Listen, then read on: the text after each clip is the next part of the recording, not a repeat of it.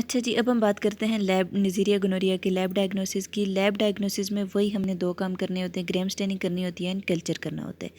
अब मेन में ये बात बताई है उन्होंने कि अगर हमारे पास कोई मेल है, ठीक है, उसके हमने क्या करनी है कि हमने यूरेथ्रा से यूरेथ्रल डिस्चार्ज से हमने लिया स्पेसिमेन, उसको हमने देखा माइक्रोस्कोप के अंदर। माइक्रोस्कोप के अंदर अगर हमें पॉलीमॉर्फो न्यूक्लियर लिम्फ जो होते हैं सेल्स होते हैं, जैसे लिम्फोसाइट्स हो गए, जैसे मैक्रोफेजेस हो गए, उनके अंदर अगर हमें ग्राम नेगेटिव डिप्लोकोकाई दिख गया तो it means this is Neisseria gonorrhoea, that will be enough for diagnosis. लेकिन वीमेन में उसने ये बात कही है कि वीमेन में Gram staining will not be enough.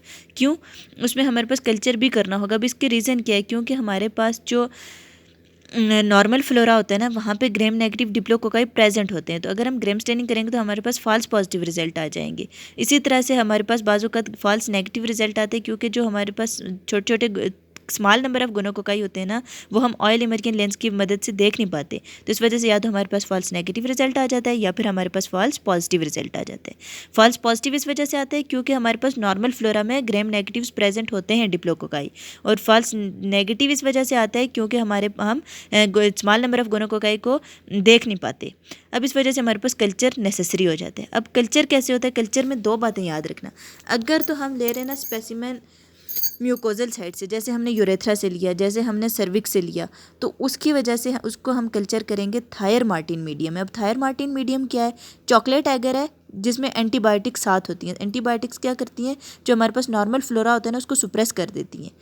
अब अगर हमने अगर म्यूकोजल साइड से लिए, जैसे यूरेथ्रा से, जैसे सर्विक्स से, अगर हमने कल्चर स्पेसिमेन लिया स्टीराइल साइड से, जैसे ब्लड से, जैसे जॉइंट फ्लूइड से, वहाँ पे हमारे पास कोई नॉर्मल फ्लोरा प्रेजेंट नहीं होता, तो वहाँ पे हमने थायर मार्टिन मीडियम पे कल्चर नहीं करना। वहाँ पे हमने जस्ट चॉकलेट एगर पे कल्चर करना है। वहाँ पे हमने एंटीबायोटिक्स नहीं डालनी है, क्योंकि वहाँ पे नॉर्मल फ्लोरा प्रेजेंट होता ही नहीं है जिसको हमने सुप्रेस करना है। Got it? एंड देन अब जब हम कल्चर करेंगे तो हमें दिखेगा कि हमें ऑक्सीडेज पॉजिटिव कॉलोनीज दिखेंगी, ठीक है।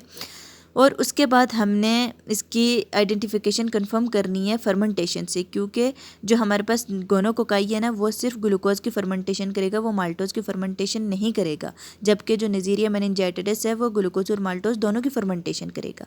एंड देन हमारे पास न्यूक्लिक एसिड एम्प्लीफिकेशन टेस्ट होते हैं, जिन्हें हम NAAT एब्रीविएट करते हैं नेट के साथ, ठीक है। और ये क्या करते हैं? जो पेशेंट के स्पेसिमेन होता है ना, उसके अंदर हम गोनोकोकल न्यूक्लिक एसिड को डिटेक्ट कर देते हैं।